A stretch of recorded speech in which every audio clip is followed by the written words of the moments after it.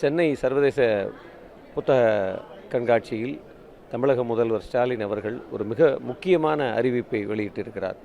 ஏறக்குறைய சாகித்ய அகாடமி விருது என்பது எழுத்தாளர் தமிழ்செல்வன் அவர்களுக்கு அறிவிக்கப்பட இருந்த நிலையில் ஒட்டுமொத்தமாக 24 மொழிகளிலும் முதல் முறையாக இப்போ சாகித்ய அகாடமி தொடங்கப்பட்ட காலத்திலிருந்து இப்படி விருதுகள் எப்பொழுதும் நிறுத்தி வைக்கப்பட்டதில்லை. இது 24 மொழிகளிலும் விருது என்பது இந்திய அரசியலமைப்பு சட்டம் அங்கீகரித்திருக்கக்கூடிய இந்த எல்லா மொழிகளையும் நாங்கள் சமமாகத்தான் பார்க்கிறோம் என்பதற்கான ஒரு அங்கீகாரம் தான் இந்த விருது.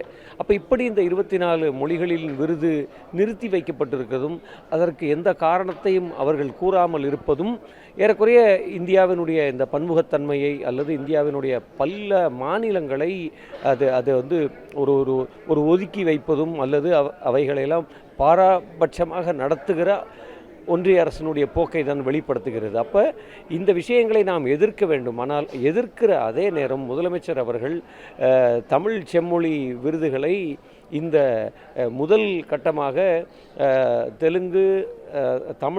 தெலுங்கு, மலையாளம், கன்னடம், ஒடியா, வங்கம், மராத்தி மொழிகளுக்கு அறிவித்திருக்காங்க. இப்போ இந்த எல்லா மொழிகளுக்கும் தேர்வுக்குழுக்கள் அறிவிக்கப்பட்டு ஒவ்வொரு மொழியிலும் ஒரு எழுத்தாளர் தேர்வு செய்யப்பட்டு அவர்களுக்கு தலா 5 லட்சத்தை நாங்கள் தருவோம் என்று முதலமைச்சர் அறிவித்திருக்கக்கூடிய